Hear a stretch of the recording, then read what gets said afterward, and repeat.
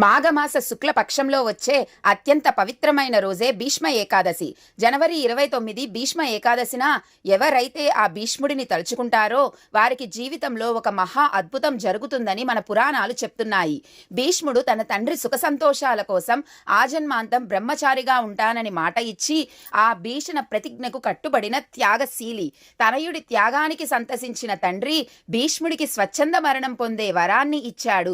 కురుక్షేత్ర యుద్ధంలో దక్షిణాయన సమయంలో కింద పడిపోయి ఓటమిని చూసిన భీష్ముడు ఉత్తరాయణ పుణ్యకాలం వచ్చే వరకు నొప్పిని భరిస్తూ బాణాల సయ్యపైనే ఉండి మరణించే మంచి సమయం కోసం ఎదురు చూస్తూ గడిపాడు భీష్ముడు.